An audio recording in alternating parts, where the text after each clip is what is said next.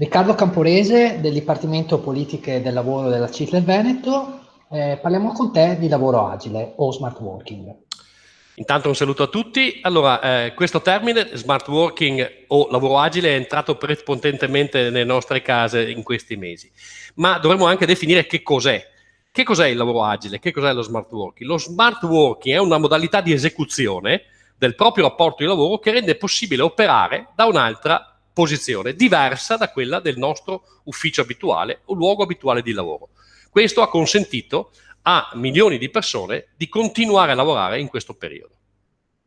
Cosa cambia col decreto rilancio nel settore privato?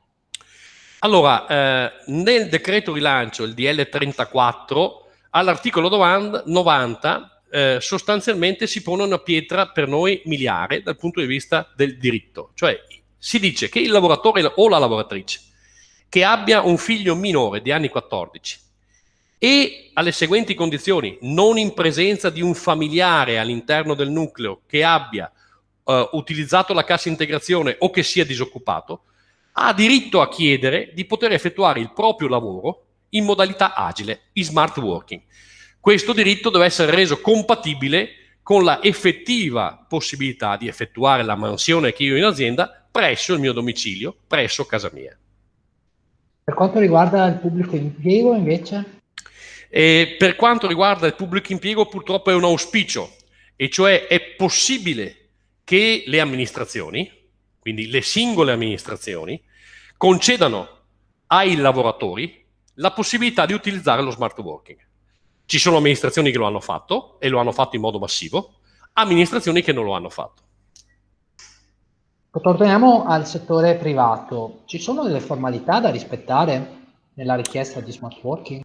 Allora, come sappiamo, il decreto, il precedente, aveva concesso la possibilità di utilizzare lo smart working saltando le procedure previste per norma e per legge, e quindi con una semplice comunicazione al lavoratore e poi una comunicazione al Ministero del Lavoro. Anche in questo decreto non c'è l'obbligo della contrattualizzazione, cioè non c'è l'obbligo del contratto. Noi riteniamo invece che fare un accordo che salvaguardi il diritto del lavoratore alla disconnessione, che pur essendo previsto all'interno del decreto dia l'informativa sulla sicurezza, cosa che si fa anche per via telematica, ma che comunque conservi un ambito di tutela sia per il lavoratore che per il datore di lavoro, sarebbe cosa importante. Ripeto, non è prevista, basta la semplice comunicazione.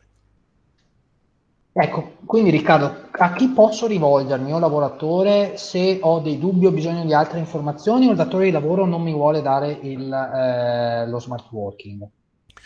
Allora, possiamo rivolgerci presso una qualsiasi delle nostre sedi, provinciali o periferiche, una sede della CISL, nella quale a seconda della categoria della mia appartenenza verrò accolto e verrò ascoltato da un operatore, da un'operatrice sindacale, da un sindacalista, da una sindacalista, che mi aiuterà a capire e a comprendere meglio se sono o meno nelle condizioni di poter richiedere lo smart working.